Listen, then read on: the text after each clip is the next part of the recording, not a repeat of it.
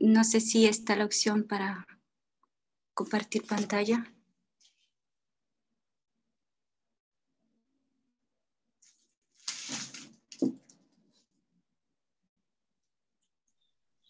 Calculo que sí, porque dijo que cuando Sí. quisiera.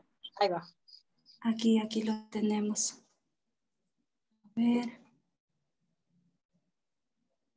Hola.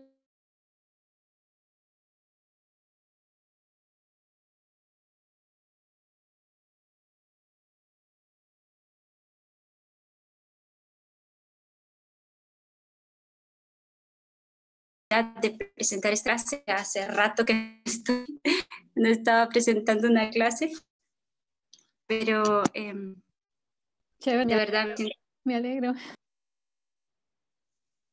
sí, me da mucho gusto y gracias. Todos contentos por eso. Gracias, hermana, gracias. Hermana, si puedes poner en modo horizontal, si no te molesta, se vería mejor. Sí, claro.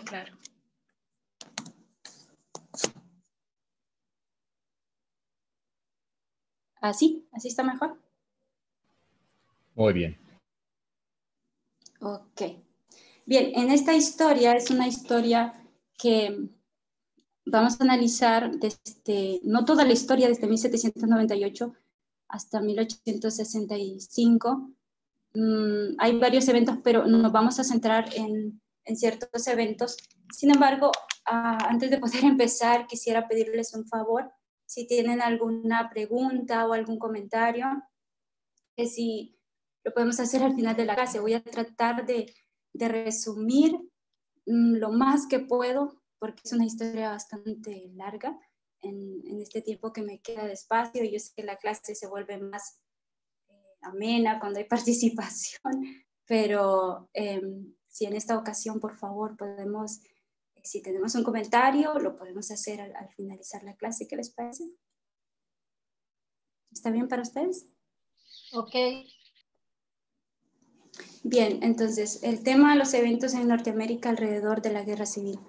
Vamos a analizar primero algunos conceptos, porque vamos a estar familiarizados con estos conceptos durante el resto de la clase.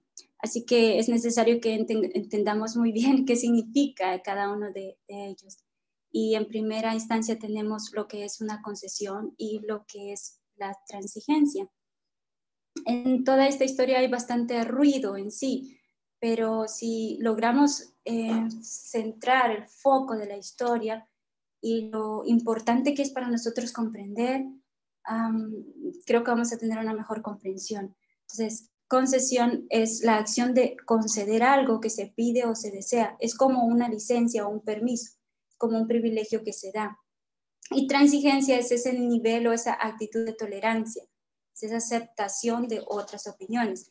Y esto es lo que vamos a ver en toda la clase. Bien, entonces, vamos a pasar a la siguiente.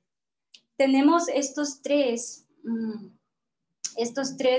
sistemas políticos, pero marqué el segundo porque es el en el cual nosotros nos vamos a centrar más, en el segundo, que fue desde 1828 a 1854. Todos estos sistemas políticos hubieron eventos, pero vamos a enfocarnos más, incluso vamos a incluir desde 1818, 1820 las concesiones hasta 1854. ¿Sí? Entonces, es un periodo de tiempo también que se da de dos partidos, el Partido Demócrata y el Partido Whig. El Partido Demócrata son el Partido del Sur y el Partido Whig era el Partido del Norte. Así que el Partido Whig ya a mediados de 1850 ya se convierte en el Partido Republicano, que eso lo veremos más adelante. Entonces, desde 1818 hasta 1854, el Partido Whig sería como el Partido Demócrata que tenemos hoy día. Y el Partido Republicano que nosotros tenemos hoy día sería como el Partido Demócrata de ese tiempo. Así que también una de las pruebas más relevantes que nos deja ver que también la Constitución, dentro de la Constitución habían concesiones, que esto es muy importante también que entendamos, no se reconocía con exactitud, incluso la esclavitud. Estaba allí implícitamente en la Constitución, pero sin mencionar la palabra esclavitud, se lograba conocer la existencia de la misma. Y la prueba más clara que tenemos de esto es que tenemos cláusulas, y estas cláusulas, implícitamente dentro de ellas, mirábamos que tenemos concesiones, ¿sí? No vamos a analizar cada una de las cláusulas, pero sí voy a ver a la número 2, importación de esclavos, incluso la ley de esclavos fugitivos. La número 3, la ley de esclavos fugitivos. Yo creo que nosotros tenemos conocimiento acerca de esto porque ya se ha dado en otros estudios, pero lo importante es que en estas cláusulas demuestran que ellos tenían un esfuerzo por mantener la unión, realizando concesiones. Y vamos a analizar la cláusula de esclavo fugitivo. Y es interesante, yo subrayé allí para que ustedes puedan ver y notar cómo en esta cláusula no van a encontrar la palabra esclavitud. Es decir, si un esclavo presta servicios o labores en cualquier estado de los Estados Unidos y escapa a otro estado, sino que estamos viendo si alguna persona obligada a prestar servicios. Entonces, cuando ellos se referían a los esclavos, ellos decían la gente de servicio o personas que trabajan en un estado, ¿sí? Y de esto se trata esta cláusula, es una de las concesiones de 1850. Esto quiere decir que si un esclavo se escapaba a otro estado, no tenía libertad, sino que ese estado tenía la obligación de devolverlo a su dueño.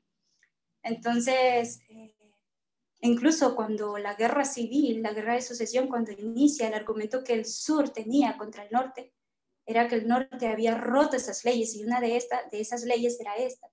Y decía que había quebrado la Constitución, ¿sí? Y ya hemos visto eso, de que el sur tenía sus argumentos tanto del ámbito religioso, de literal a literal, como ellos se interpretaban. Creo que ya hemos visto ese estudio también en otra parte. Pero bueno, antes de avanzar, solamente quiero recordar y dar un pantallazo acerca de la Convención Nacional Demócrata. Quería mencionar este punto, Mencionates lo ha mencionado en algunas presentaciones, en la convención donde Barack Obama dio su discurso. Y es interesante que tomemos esa idea del discurso que él dio y habló sobre la Constitución, que nos ayudará a comprender mejor este estudio en cuanto al papel de las concesiones. Y Barack Obama dijo que la Constitución no era un documento perfecto. Y claro, esto es muy cierto, ya que esa frase donde ellos decían todos los hombres son iguales, desde un principio ellos no decían, no daban a entender que eran todas las personas negras o todas las mujeres, sino que ellos cuando decían todos los hombres son iguales realmente estaban hablando de los hombres. Entonces, Obama en su discurso, lo que Obama se está refiriendo es que más allá de esa intención que fue escrita, esas palabras exactas que se utilizaron, este documento iba a crecer con el tiempo, iba a transformarse de algo perfecto a algo con mayor fuerza. Lo podríamos ver, ¿no? En los derechos civiles, ¿sí? Sabemos que fue escrita la Constitución en un tiempo en el cual era un tiempo de oscuridad, ¿sí? Pero Estados Unidos iba a conocer esos cambios con el tiempo, así como Dios también presenta su mensaje en su pueblo y con el tiempo la luz va creciendo. Lo mismo iba a pasar con la Constitución. ¿Algo hasta acá? ¿Todo bien? Bien, avancemos entonces. Henry Clay. Henry Clay, el famoso Henry Clay, un legendario hábil, ¿sí? Allí vemos un poco de biografía. Este hombre fue considerado uno de los mejores senadores de los Estados Unidos, como también fue llamado el padre de las concesiones, o como bien lo dice allí, el gran pacificador. Era tan importante realmente Henry Clay, un hombre tan importante, que fue considerado como uno de los mejores. Incluso se decía de que la era en la cual él estuvo debió llamarse la era Clay.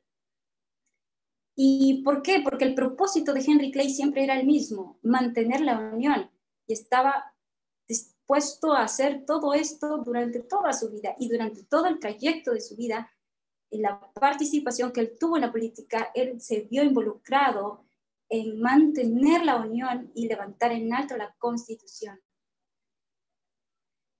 Y uno él estuvo en tres compromisos o 3 concesiones. ¿Y de qué se trataba el compromiso de Missouri? Desde un principio había mucha tensión entre los estados esclavistas y los que no eran esclavistas. Esta guerra entre estos desacuerdos políticos entre el norte y el sur, el compromiso de Missouri surgió de una necesidad de mantener el equilibrio que entonces había entre 11 estados no esclavistas y 11 estados esclavistas, como bien lo dice allí. Fue también llamado el compromiso de 1820, pero desde 1818 esto ya estaba en la agenda y estaba tratando de llevarse a cabo, pero ya en 1820 se disolvió y ya fue disuelto en 1820, pero ya había sido planeado desde antes este acuerdo. Entonces hubo esa crisis, ¿no? Cuando los territorios de Missouri hicieron petición que querían convertirse en estado y ellos querían ser un estado esclavista. Y obviamente esto fue una guerra para el Congreso, porque el norte no quería más esclavismo, pero el sur sí. Entonces el Congreso estaba controlado más por el norte. Y fue cuando escribieron esta ley que prometía o permitiría, ¿no?, que Missouri se convirtiera en un estado. Así que la solución que se llegó a esto es que el 2 de marzo de 1820, ya el senador en ese tiempo de Kentucky, que era el gran pacificador o Henry Clay, consistió en admitir el estado de Missouri. Él fue el que ayudó, pero a la misma vez Henry Clay también ese mismo año ayudó a Maine, porque el estado de Maine también, aquí vemos la solución, el estado de Maine también quería convertirse en un estado. Entonces no solamente iban a permitir a Missouri, también iban a permitir a Maine. Y ya vimos lo que es una concesión, ¿no? Esta transigencia, ellos tenían que estar, esa línea divisoria tenía que estar balanceada y debía de estar igual, y de eso se trataba la concesión. Entonces allí fue donde Clay lidera esta transigencia. Él quería mantener ese balance entre estos estados. Y Maine es un estado libre, entonces, y Missouri se convierte en un estado esclavista. Henry Clay decía, cuando esto sucede, él dice, bueno, esto es para evitar una catástrofe, es para mantener la unión. Así que la Constitución es un ideal y esto de las concesiones es algo bueno. Esto era lo que era Henry Clay, un conciliador, era un centrista. E incluso había personas que eran abolicionistas, pero en sí la mayoría de todos eran centristas, porque en realidad ser abolicionista era algo tremendo, era algo radical, era algo que no se daba en los candidatos presidenciales, no podía ser así, porque entonces ellos no podrían obtener votos de ambos espectros o de ambos lados. Así que básicamente lo que hicieron fue esa línea divisoria entre los estados esclavistas y los estados libres, ¿sí? Esa línea imaginaria. Y al norte estaban los estados esclavistas y al sur estaban los estados libres. Y en esto fue que consistió la transigencia de Henry Clay, que él la lideró. ¿Y para qué? Con el fin de poder evitar una gran catástrofe y mantener siempre la unión. Bien, entonces avancemos un poquito a 1833. Todo esto fue en 1820, la concesión de Missouri. Cuando ya llegamos a 1833, pasa que sucede algo también. Aquí está pasando algo que a ellos también los deja, lo que es la esclavitud en sí no solamente estaba dañando la economía. Ellos en sí trataban de evitar que esto fuera así. O sea, no querían reconocer que en sí era la esclavitud el problema. Y la economía del norte dependía más de la mano obrera en empresa, es decir, de la manufacturera, y la economía del sur era más por la agricultura, ¿sí? Y es más, tenía más esclavitud. Y el norte, incluso desde 1800 hasta 1860, hubo desarrollo muy poco en la agricultura, pero sí hubo incremento en productividad, es decir, los productos del norte que más exportaban eran, por ejemplo, productos animales, de trigo, incluso lácteos, productos lácteos, pero el sur lo que importaba más era trigo, arroz, azúcar, sobre todo algodón, ¿sí? Entonces, el esclavismo predominaba muy fuerte en los estados del sur, Estados Unidos, y ellos se dedicaban a esta producción de tabaco, de algodón, de azúcar granulada. Entonces, la economía del norte sufría porque habían importaciones muy baratas. Y por eso ellos decidieron poner un arancel, es decir, una tarifa, ¿sí? Una tarifa oficial, este impuesto. Y este impuesto o arancel lo que iba a hacer es que aumentaría los precios y lastimaría incluso la economía del sur, porque aumentaría los precios. Y el sur se llevó esto de una manera muy personal, ¿sí? Porque costaría muy poco en el norte, pero no así en el sur. Entonces, cuando vemos aquí lo que dice, fue liderado esta concesión por Henry Clay, como bien lo dice allí en la diapositiva, y por John Calhoun. Aquí encontramos a John Calhoun, que lo vamos a ver más adelantito. Entonces, ellos trabajaron juntos para poder mantener la economía estable, ¿sí? Y Calhoun dijo que este arancel o que este compromiso no era la causa, sino la ocasión. Él dijo, es la esclavitud en el sur y la decisión que han tomado respecto a la industria que los ha puesto en esta posición, cuando sus intereses se ven sacrificados. ¿Bien? ¿Y quién fue entonces John Calhoun? ¿Qué importancia tiene John Calhoun en toda esta historia? Este hombre era un esclavista radical, era de Carolina del Sur, y era defensor de la esclavitud, defensor incluso de los derechos civiles en cuanto a materia de Estado. Y él decía que todo esto estaba basado en la esclavitud. Pero claro, decir esto así de una forma tan abierta, esto era demasiado fuerte, ofendía al público, ¿sí? Y Calhoun, pero vean qué interesante, Calhoun lideró la facción esclavista del Senado desde 1830 a 1840. Y se oponía no solo al abolicionismo, sino que él mismo promovía la esclavitud activamente en los nuevos territorios adquiridos por los Estados Unidos. Es más, este hombre se convirtió en uno de los principales impulsores de la ley de esclavos fugitivos, ¿sí? Que ya conocemos, ¿no? Que esto ponía bajo la responsabilidad de los esclavos que se fugaban y tenían que ser devueltos a los territorios. Entonces, al final de 1833, Henry Clay empieza a juntarse con los líderes de la oposición.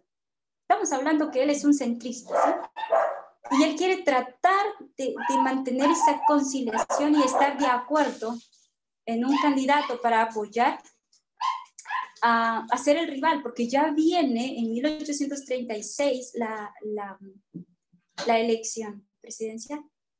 Y esto se le considera como el inicio del partido Whig, que en ese momento no estaba listo para poder tener un candidato, porque como estaba recién, entonces tenía más de 3 candidatos. Entonces, cuando se llega a las elecciones, el partido Whig no puede obtener la victoria, porque no está listo para tener un candidato presidencial. Bien, llegamos a ver esto muy importante. Si alguien voluntario pudiera leer aquí, por favor. Leo. Por favor. Era una ley de la mordaza. Era una táctica legislativa empleada por los miembros meridionales del Congreso a partir de la década de 1830 para evitar cualquier discusión de la esclavitud en la Cámara de Representantes. El silenciamiento de los oponentes de la esclavitud se llevó a cabo mediante una resolución aprobada por primera vez en 1836 y renovada en varias ocasiones durante 8 años. Gracias, hermano, gracias. Bien, aquí lo que has leído al Congreso es una regla que estaba a petición de los demócratas proesclavistas, ¿sí? Desde 1798, incluso antes, podríamos ver, pero más que todo en este periodo de tiempo, de 1818, cuando empieza esa concesión de Missouri, podemos ver una tensión, ¿sí? Esa tensión entre los que estaban a favor de la esclavitud y los que estaban en contra de la esclavitud, haciendo caso omiso, que era la esclavitud en sí lo que ellos tenían que resolver. Y daban vueltas y vueltas y evitaban esa palabra, en no decir así. Entonces, había eso de que llevaban peticiones al Congreso para poder abolir la esclavitud. Y debido a esta consecuencia, a esta consistencia, de estar llevando peticiones, se crea esta ley.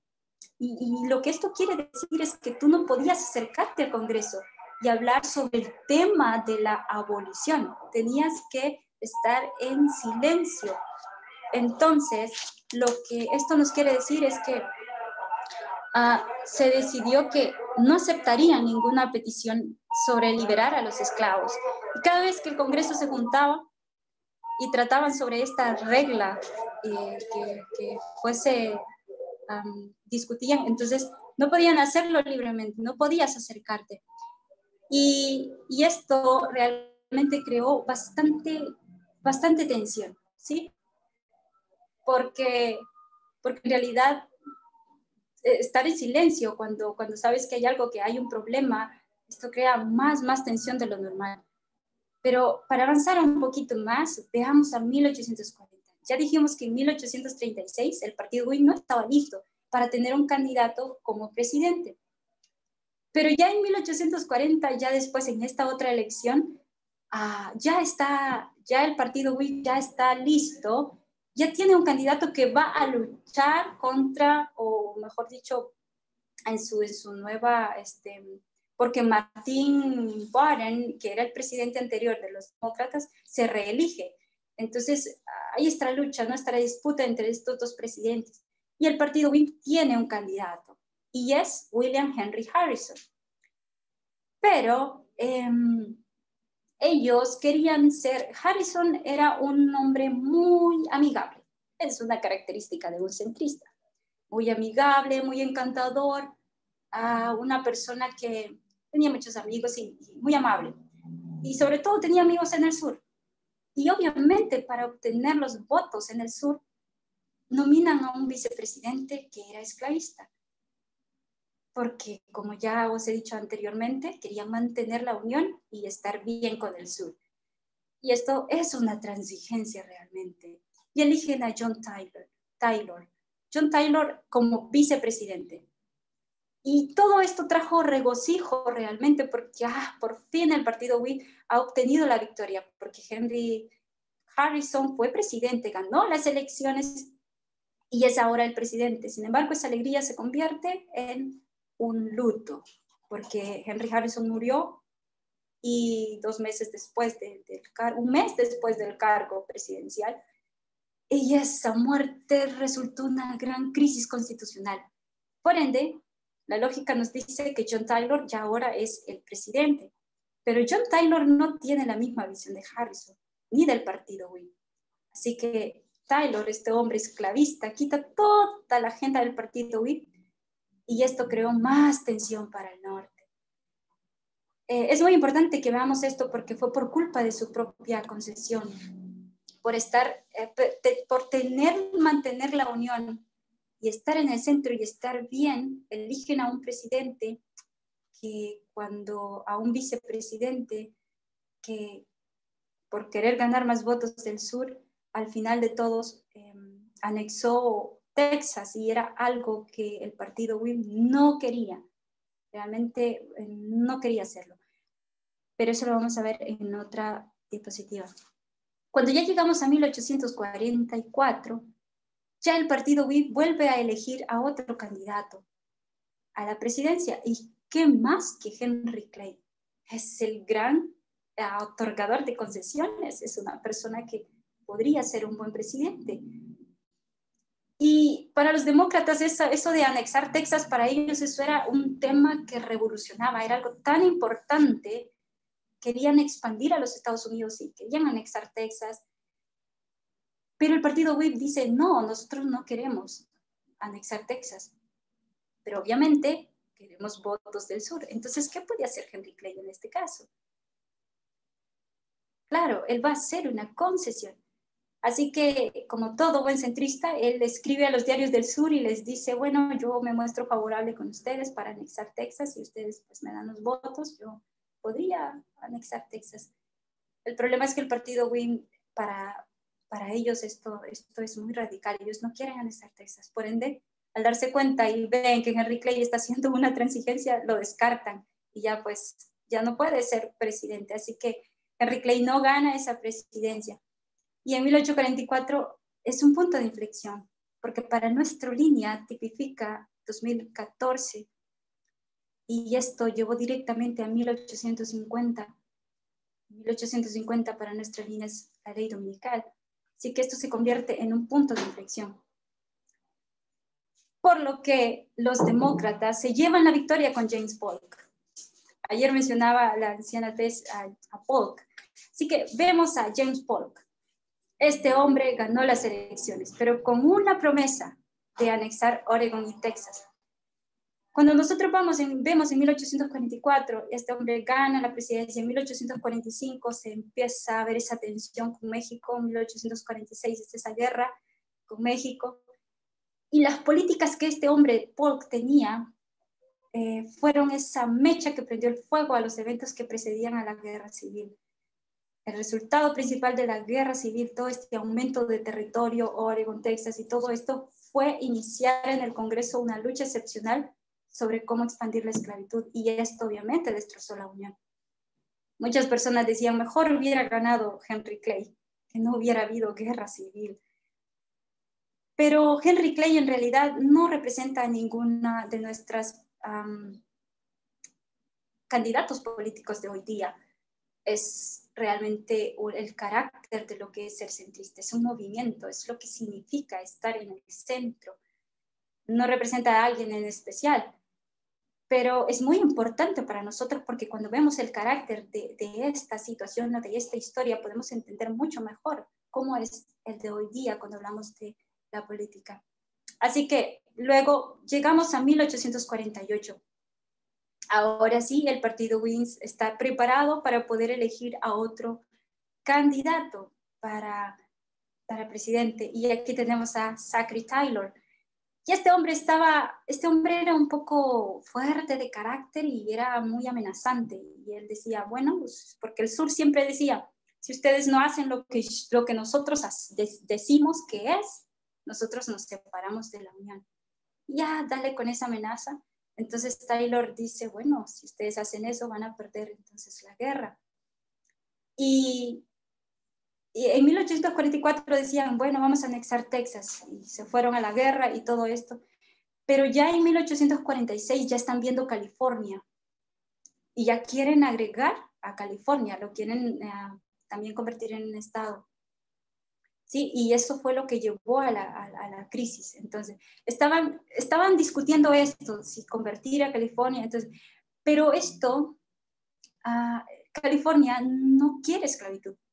Pero el sur dice que si la esclavitud es ilegal en estos estados nuevos, que si quieren agregar, entonces nos vamos a salir de la Unión. Pero el norte dice, bueno, nosotros queremos que este estado de California sea libre, no queremos que sea esclavista. ¿Sí? Ya no queremos más estados esclavistas. Entonces, de esto se trata la concesión de 1850. Lo mismo que pasó en 1818, cuando se quieren agregar a estados, se quieren convertir en estados Maine y Missouri. Ahora estamos con California y Texas. Y Este hombre en sí no fue uno de los presidentes que también muere después de 18 meses de estar Este hombre no estaba, de hecho, Henry Clay tenía una mente muy diferente a Zachary Taylor. Henry Clay, él ya enfermo, ya casi a punto de morir, pero él siempre quería hacer concesiones. Pero el presidente Taylor no estaba de acuerdo en que se hiciera una concesión y él no la quería firmar. Él decía, bueno, mejor anexar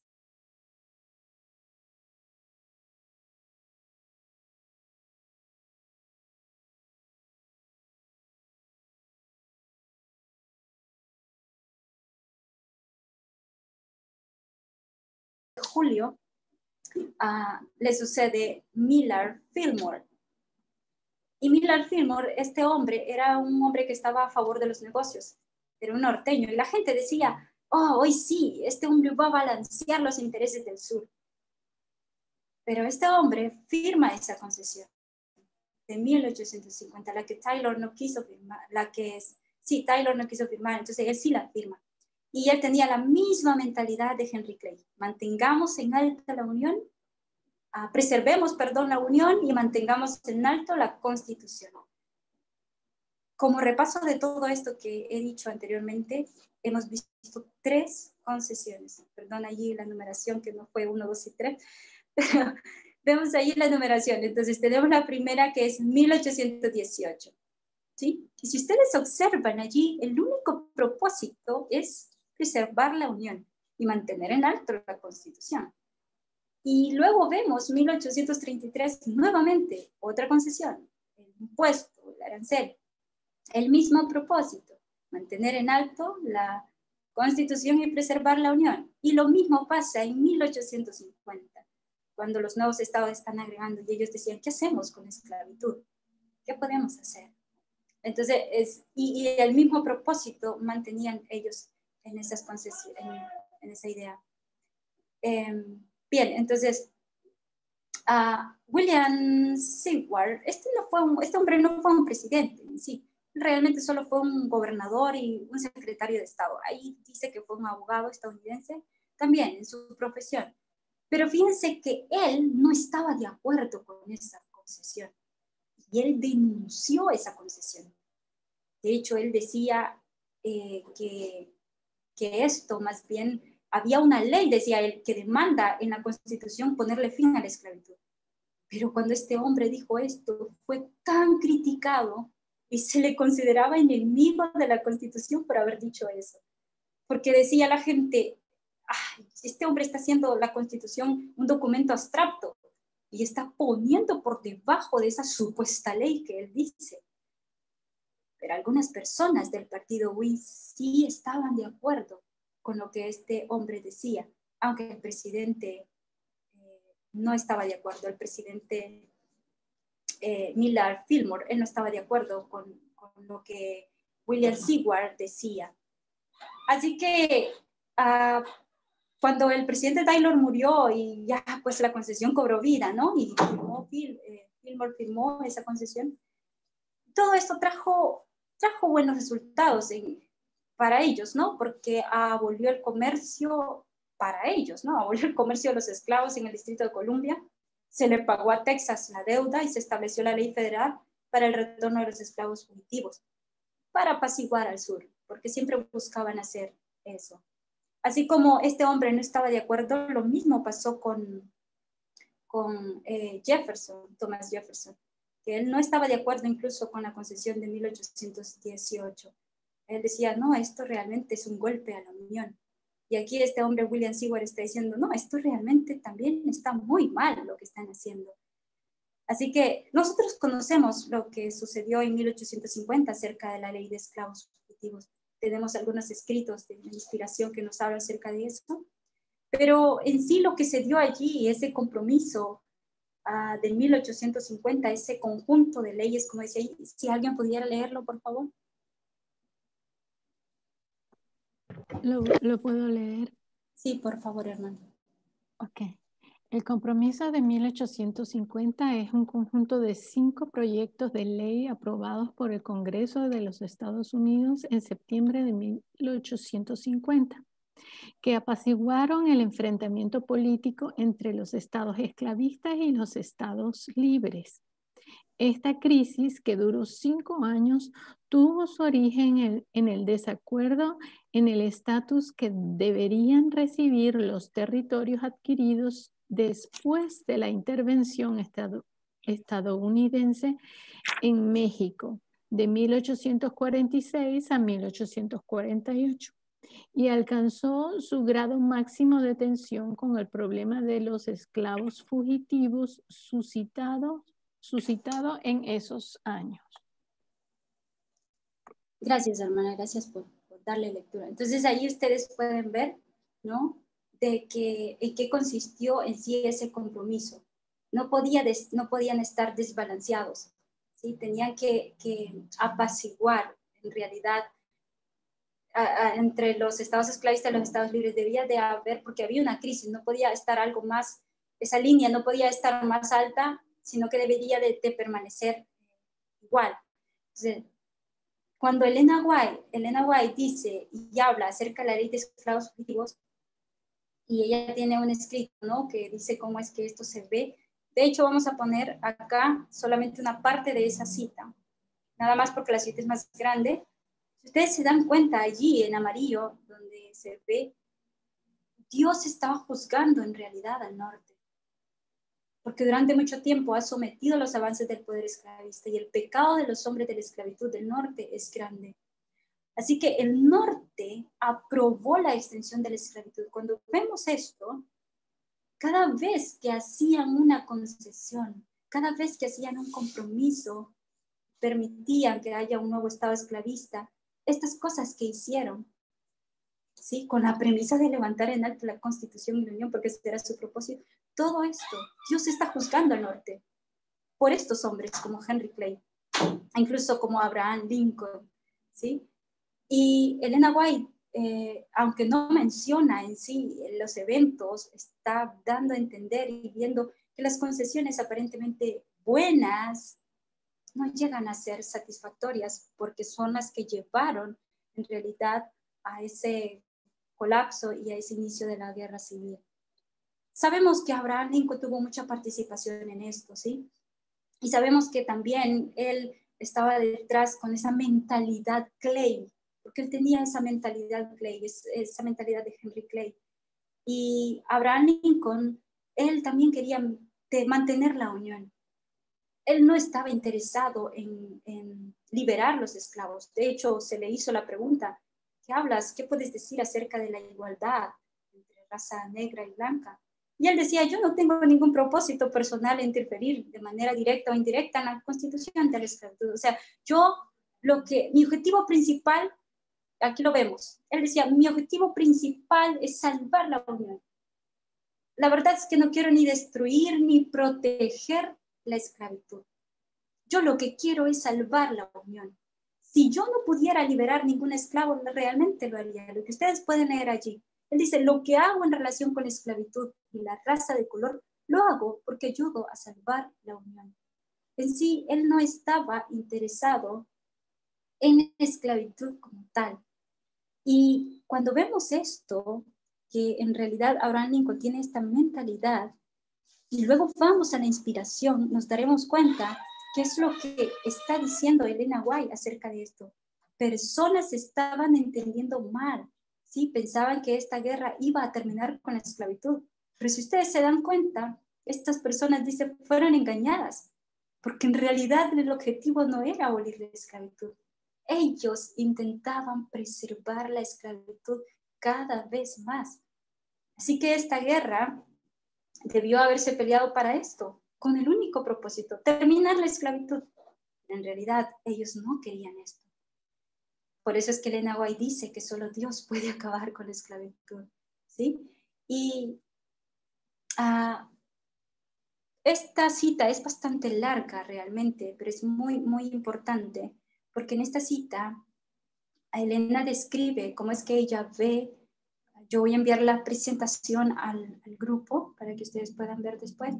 Elena White ve y describe cómo es que se está dando esta guerra. Y ella especifica que en realidad la guerra se está alargando porque no tenían ningún interés en dejar o en abolir la esclavitud, ¿sí? Dios de una manera intencional alargó esa guerra, alargó la guerra civil, no dejaría que el norte ganara, ni tampoco que el sur. Y todo ese tiempo, la cita nos dice, disculpen que no la vamos a leer por causa de tiempo, pero toda esta cita nos dice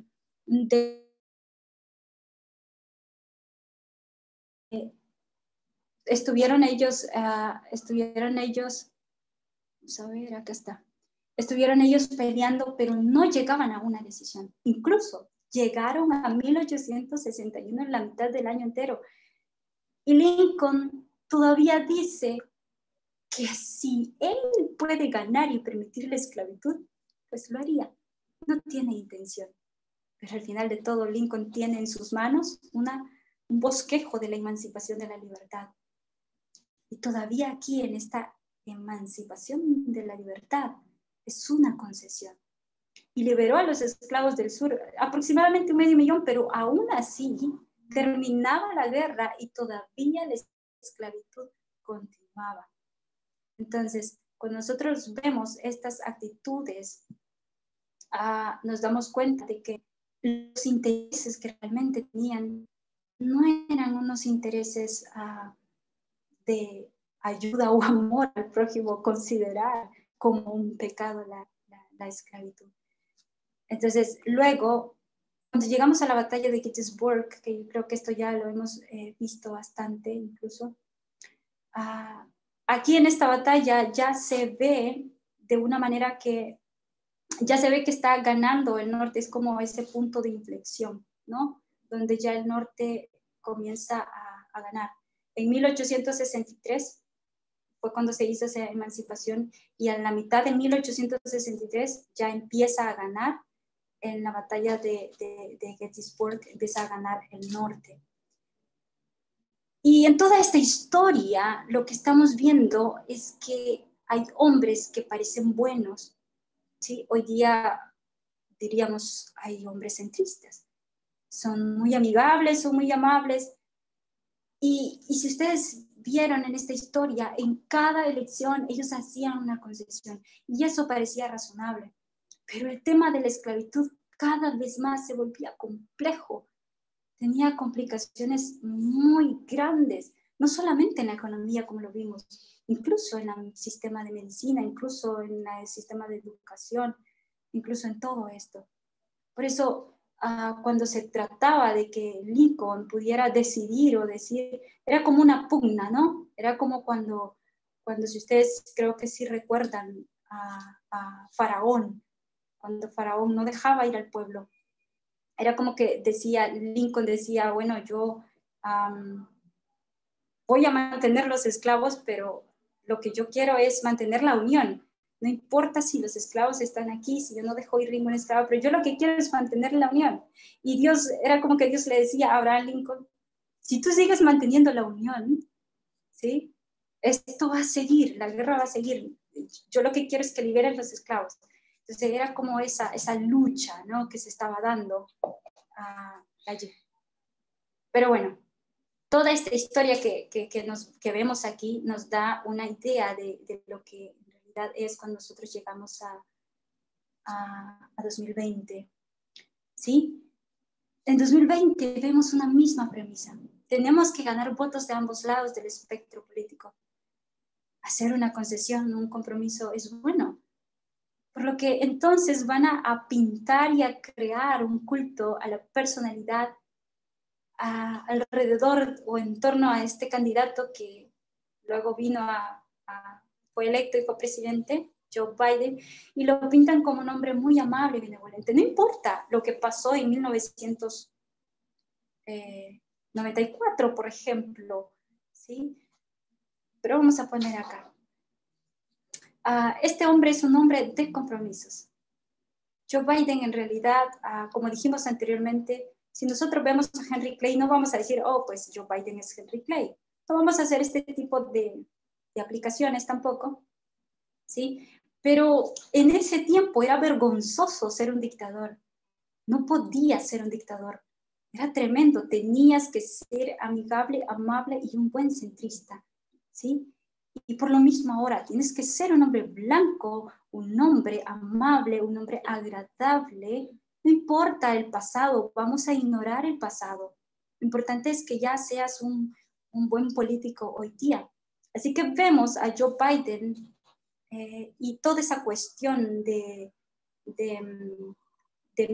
lo que pasó en 1994, esa relación que él tuvo con la ley contra el crimen, ¿sí? Que ahora él dice, bueno, yo ya cambié de opinión, más bien lo que ahora yo quiero es reducir el encarcelamiento, más bien yo lo que quiero es abordar todas estas disparidades que se han dado por raza, género, y los ingresos en el sistema judicial. Entonces, más bien Biden dice que iba a eliminar las sentencias mínimas obligatorias, iba a despenalizar la marihuana, eliminaría las condenas anteriores por todo esto. Entonces, cuando vemos a este hombre así, y luego se le pregunta, ¿qué puede hacer él? Como se le preguntó a Abraham Lincoln, ¿qué dices tú acerca de la igualdad entre razas? Se le pregunta a Joe Biden, ¿qué piensas de quitar los fondos a la policía? Y claro, Joe Biden dice, no puedo ser un radical en cuanto a esto. Y él dice, yo no creo que esto sea necesario, ¿sí? Pero creo que sí se deben imponer condiciones para que los departamentos lleven a cabo reformas significativas con relación a esto. Yo creo que esto no podemos hacer caso omiso, que esto es una de las protestas más fuertes que hoy día se está dando cerca de quitar fondos a la policía. Entonces, cuando vemos también, incluso es importante ver lo que piensa Barack Obama acerca de esto. Esta fue una de las noticias recientes que vimos en el broadcast. Y Barack Obama dice que reprendió a los políticos demócratas por usar eslóganes ágiles, como quitarles fondos a la policía, que según él podría alejar a los votantes, ¿sí? Y él dice, perdiste una gran audiencia en el momento en que lo dices, lo que hace que sea mucho menos probable que realmente consigas los cambios que quieres hacer.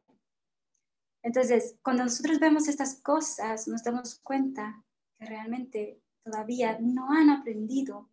No voy a decir que Barack Obama es un hombre malo o incluso de ninguna de las formas, ni nada de eso. Nosotros sabemos quién es Barack Obama y qué representa incluso la profecía que representó y todo esto. Pero lo que yo quiero es que abordemos la mentalidad que hoy día se ve y que veamos esa historia milerita, la mentalidad política externa que ellos tenían en cuanto a las concesiones y a los favores de mantener esa unión. La primera conferencia de prensa que el presidente Joe Biden dio es impactante porque él dijo, en su primera conferencia, él dijo, le hicieron una pregunta, ¿y qué piensas hacer con los republicanos que no quieren aceptar que tú ya ganaste? Entonces él dice, lo van a hacer, lo van a hacer. Sí, claro, él es un gran pacificador, lo van a hacer, es un centrista. Entonces, quiero que abordemos un poquito ya para ir terminando nuestro movimiento. Si bien es cierto, todo esto en la historia externa nos presenta una idea de lo que son las concesiones y lo que aparentemente era bueno y cómo el pecado de la esclavitud no era visto con esa claridad. Quiero que analicemos un poquito acerca de cómo se ve en nuestro movimiento las concesiones. Bro, tirame esa costilla ahí. No, pero yo me... ¿Alguien quiere decir algo? Hay un micrófono abierto, no, Cris. Ok. Bien, entonces, si alguien podría leerme aquí estas dos ideas, por favor.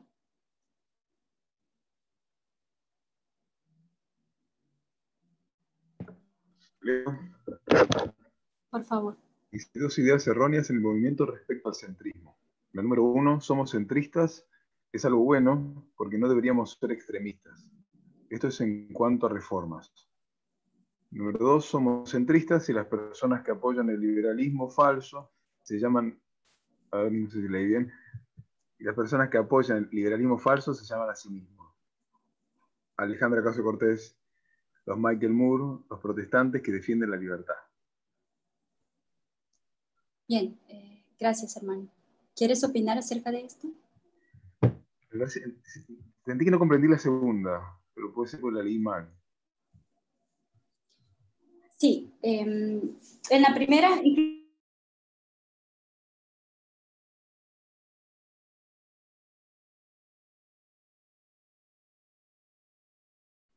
Entonces, si no obligamos a los otros a ser extremistas, no seamos nosotros extremistas. Creo que va por ese lado. No, esa es una idea errada, justamente. Sí, entiendo. Decir que nosotros, o sea, no somos extremistas, por eso no vamos a ser tan exagerados con la reforma, eso es hacer una concesión, es lo que yo entendí. Claro. Sí. Exacto. Eso de forma interna. Y si nosotros hablamos como de forma externa, por así decirlo, cómo nos relacionamos con el mundo, decir que no apoyamos al liberalismo falso, por así decirlo, o que no somos tan liberales, sería como también otra forma de concesión, cuando en realidad socialmente sí tenemos que ser liberales. O sea, tenemos que estar en ese extremo. Es lo que yo entiendo. Sí, básicamente esa es la idea cuando hablamos de liberalismo. Por eso dice ahí que apoyan al liberalismo falso. Y habla los que se llaman Alejandra Ocasio-Cortez, los Michael Moore. Y es interesante porque la anciana Tess dice, si en realidad cuando nosotros ponemos el ojo y vemos claramente los argumentos de estos protestantes, que una de las ideas de ellos es destruir el culto a la personalidad, ¿sí? De esas personas, entre comillas, buenas que Estados Unidos tenía. Entonces es lo que tú dices, ¿no? No podemos, la idea es, somos centristas, es algo bueno porque deberíamos ser extremistas. No podemos irnos a esto en cuanto a reformas, porque entonces allí es donde llega el punto, del maquillaje. Y aquí quiero concentrarme un ratico, aquí ya terminando, esta es la presentación de última. Y cuando nosotros vemos el maquillaje, mucha gente, como nos ha dicho la anciana Tess, ¿no? Dicen que no hay nada de malo con esto. Pero si nosotros hablamos un poquito acerca de la concesión y vemos que en esta dispensación realmente es una prueba, cuando muchas personas incluso han dicho, debemos ser centristas, debemos hacer concesiones, porque ¿cómo vamos a ganar a los levitas y a los netineos? ¿Cómo vamos a ganar a los levitas y a los netineos si nosotros somos extremistas o somos radicales? Tenemos que hacer concesiones. Y obviamente ustedes saben, ¿no?, que en qué situación se encuentran los netineos y los levitas. Entonces, muchos ven que no hay cosa mala, no ven nada malo en cuanto al maquillaje, e incluso con el sistema de dote, y ven que eso es cultural y que realmente nuestra posición sobre joyas es, en realidad lo que la anciana Tess ha dicho es que no somos centristas, no nos pone en el centro. Pero hay algunas personas que no quieren ver las prácticas desiguales en cuanto a esto. Quería poner esas imágenes para recordarles lo que la anciana Tess nos enseñó acerca de las joyas. En cuanto a muchas personas en la historia nos dice, ¿no?, de que en China, por ejemplo, si ustedes observan la primera imagen, muchas mujeres solían amarrar sus piernas, sus pies o vendarlas desde muy pequeñas para que cogieran esa forma que ustedes están viendo, y eso para ellas les hacía verse muy hermosas y atractivas. Es decir, eso era deseable, hacía ver a las mujeres bonitas. La cultura les enseñaba eso. Y por eso ustedes hoy día les dirían, pero este pie está deforme. Pero para ellos no, la cultura les enseñaba eso. Cuando ven la segunda imagen, muchas partes de África, personas cortan los genitales esto ya ha sido también incluso demandado, genitales de las niñas, sus mismas madres cortaban los genitales de sus niñas y esto los hacía sentirse deseables, mujeres atractivas, esto era algo cultural. Cuando nosotros vemos estas cosas y luego vamos a las partes de África dentro del movimiento y las personas dicen, no, pero esto de la dote es algo hermoso, es algo cultural, no puedes decir que esto es radical porque no puedes ser tan extremista, ¿sí? Entonces, cuando vemos esto y luego vamos y vemos otras partes, por ejemplo en Japón, Corea del Sur, muchas personas buscan poner sus caras, mujeres blancas, polvos tóxicos, porque esto las hace ver deseables y lindas y atractivas. Sin embargo, si ustedes ven allá arriba, dice, tu valor no está en cuán deseable eres. Y otras mujeres ponen anillos, ¿no? Largos allí de mucho peso, hasta 25 libras incluso, para que su cuello sea muy alargado y eso las hace ver bien. Entonces, cuando nosotros vemos a nosotros hoy día en cuanto al maquillaje, en cuanto a que la cultura nos enseñó esto, decimos esto no tiene nada de malo, deberíamos de hacer una concesión, deberíamos de aceptarlo para poder ganar incluso al mundo, a los levitas y netineos o a los netineos. Entonces ya, esto no tiene sentido para nosotros como movimiento. Entonces no es en realidad que nosotros somos tan conservadores en decir, oye, no te vistas de esta forma, no te maquilles porque eso es malo y no lo hagas así, o no te vistas de esta forma tan corta, o dice la anciana Tess, esto va más allá de eso, no estoy de acuerdo con esta actitud. Lo que nosotros vemos es el poder que el sexismo ha tenido durante tantos años, durante tanto tiempo, cuánto ha dañado la mente en las diferentes culturas. Entonces, todo esto del sistema de la dote, todo esto es cultural y es algo que nosotros estamos aprendiendo. Por eso nuestra prueba se convierte en ese carácter de la igualdad. Cuánto entendemos el carácter de la igualdad, el espíritu de la igualdad. Y todas estas cosas no nos dan valor. La prueba no solamente es en esto, sino en la organización. Entonces nos ha enseñado, ¿no? Aceptar la organización, las mujeres líderes y todo esto.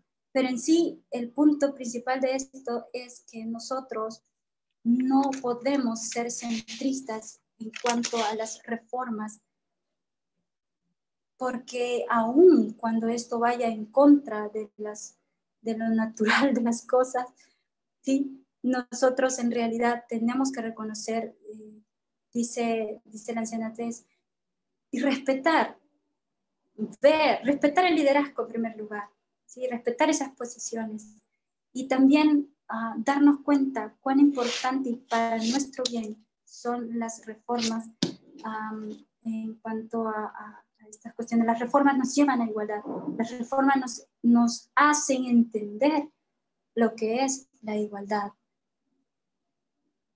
¿Algún comentario hasta aquí?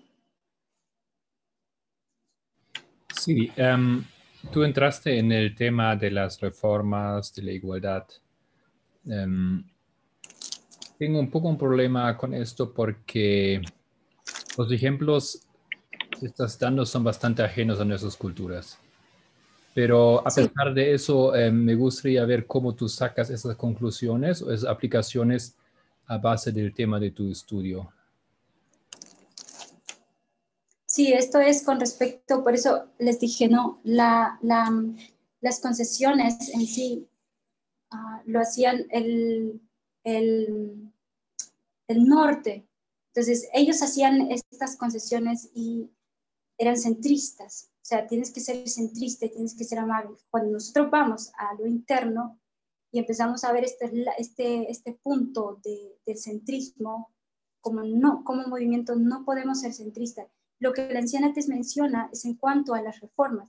Y ella pone estos ejemplos como ejemplos para que nosotros nos demos cuenta cuando ella menciona acerca del maquillaje, que si vemos algo atractivo en él, ¿no? Si nosotros podemos ver algo atractivo, entonces si nosotros estuviéramos, y estos ejemplos no fuesen ajenos, es decir, fuesen nuestros, igual nosotros veríamos un atractivo en ello, veríamos algo atractivo. Pero lo mismo pasa en cuanto respecto al maquillaje. Lo que yo quiero decir es que no podemos hacer concesiones, o sea, nuestra posición sobre joyas no nos no nos colocan en el centro, ¿sí? No nos colocan allí para estar obteniendo favor.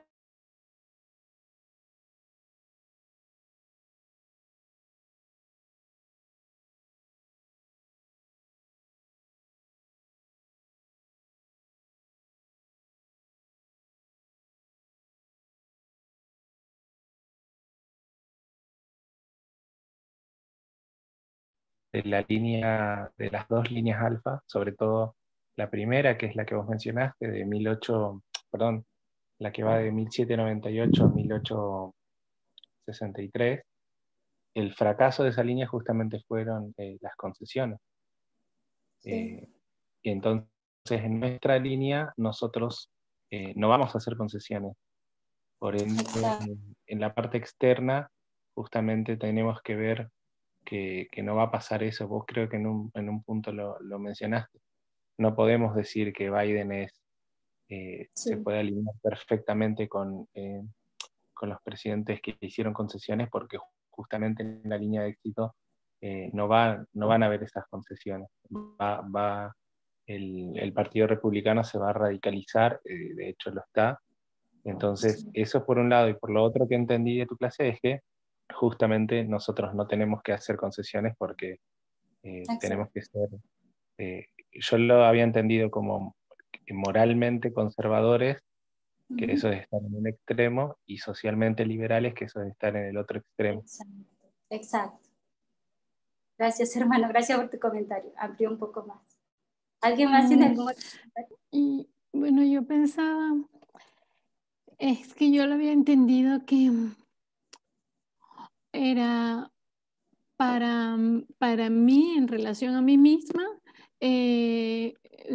somos conservadores, pero en relación a los demás somos liberales. Y pienso que supongo que eso es lo mismo que decir moralmente conservadores y socialmente liberales.